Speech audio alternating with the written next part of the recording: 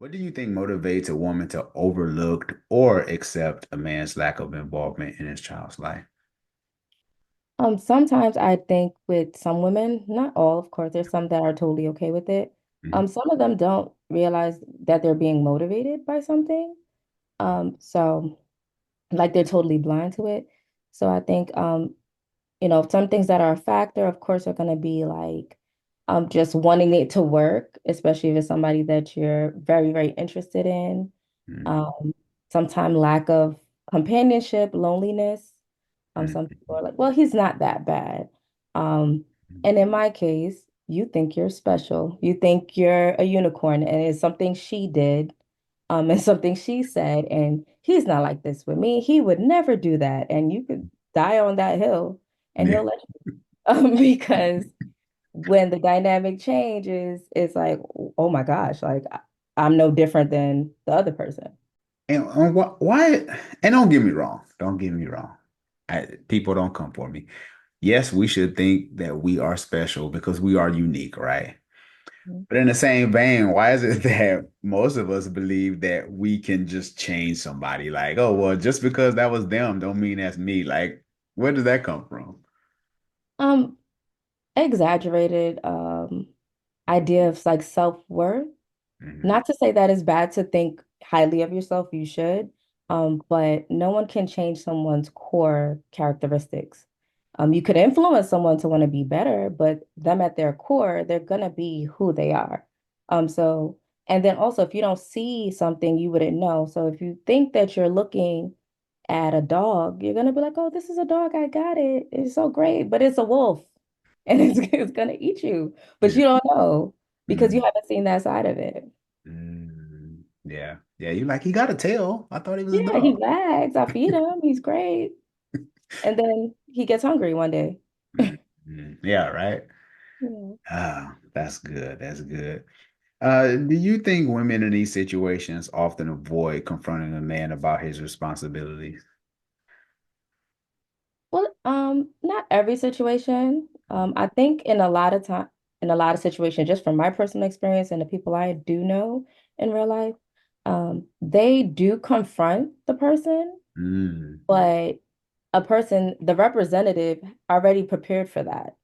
So we already have a story for that. We already have, lies for that.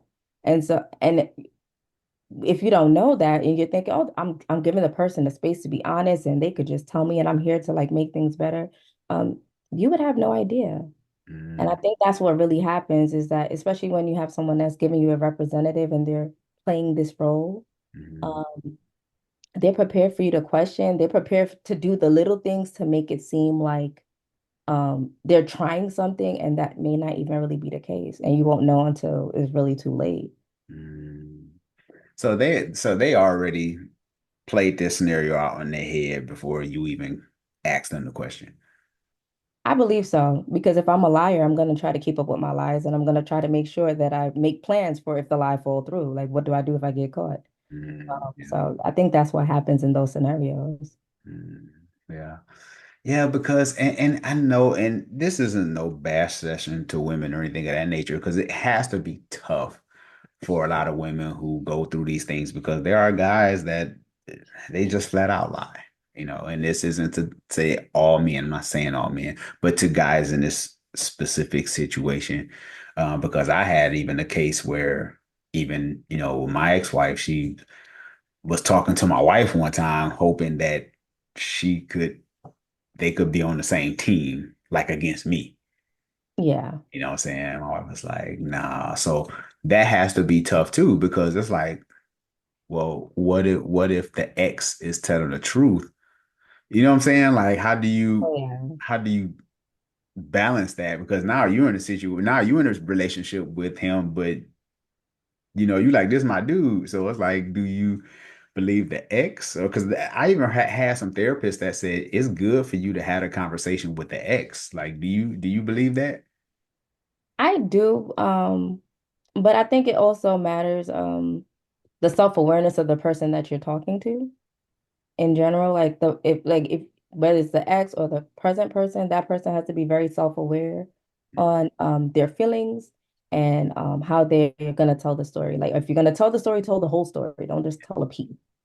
Um, so I think it would be therapeutic if both people are self-aware and they're having a conversation, not to pick sides or to rehash things, but just to get an understanding of like maybe what happened and going forward.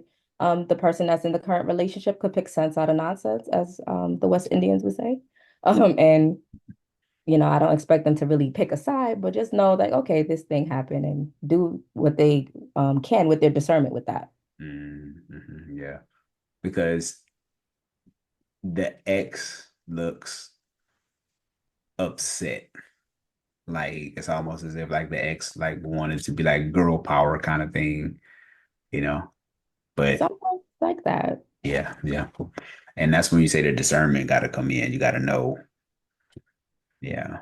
So, and then even with your ex, you're probably not that person that you are today, right? Like you've changed. Oh, definitely not. Definitely Yeah. not the same person. I'm a totally different person. Yeah, 'cause some people try to hold you to your past, and that's the only lens that they can see you out of. And that's okay because that's the lens they know. Mm. That's true. What advice would you give to a woman in this situation to help her address the issue constructively? Like, how would you carry this conversation? Um, the conversation with the ex-partner or Well, in your case, like, how did you talk with the lady in your situation? Like, how did that conversation go, if you don't mind sharing? Like, how did y'all make things work? okay, so here's the thing. We never spoke. We never spoke.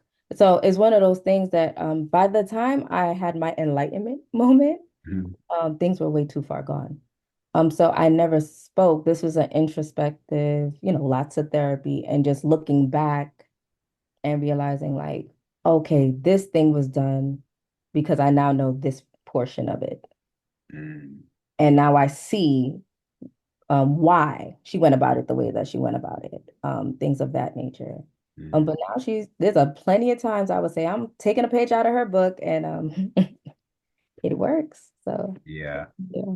yeah. Wow, that's interesting. So yeah, maybe I have to bring you back. Maybe we have to do like a part two to kind of break that down because I think some women might not know, and correct me if I'm wrong, just not they don't know how to handle the situation. Oh yeah, yeah. Sometimes you just don't know. I didn't. I didn't know. And then temperament is the other thing, another part of it, and how willing the other party is to even and be a part of that.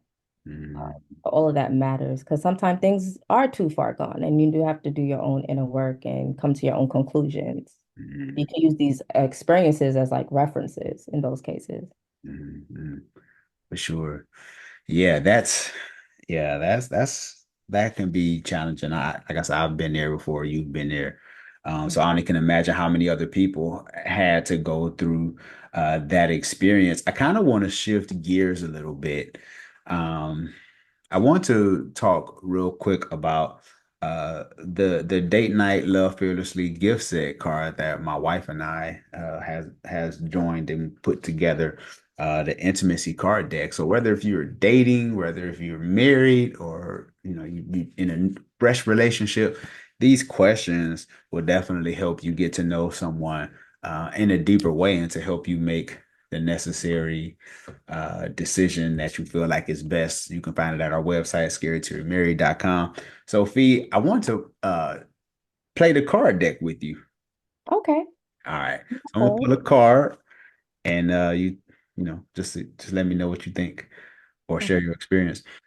Question: Who provided a safe space for your feelings in childhood? Um, I did. Hmm. I did. Can you break that down a little more? So I'm first generation American.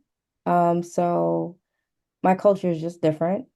I'm from my family's from the West Indies. And so um not they did the best they could, but the emotional part of things, especially in the 90s, because I'm in my 30s, Yeah. That just wasn't something that was focused on. So it was, I didn't even have the thought to even share like certain emotional things because it just wasn't something that was done often. Mhm, mhm, mhm. Understood. Understood. Yeah, that question, because I know for me, I didn't have that safe space growing up. Like I said, I was, raised in that era, where like children are seen and not heard. Absolutely. Yeah, so I was just like, I didn't know what to do with my feelings, um, until I got older and started to journal and stuff like that. But that was well into late 30s, early 40s, so it's like years of trying to process my feelings and not even knowing what to do with them. And now I can see, looking back, how maybe even some unhealthy habits I had was because I didn't know how to express myself or have a safe space to express myself. Right.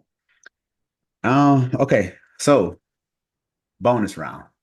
Okay. This is fee uncut. We're just gonna just have All some fun. No wrong. I know we had this heavy discussion, so right. Yeah. no right or wrong answer. What's the biggest mistake you see men make when it comes to dating?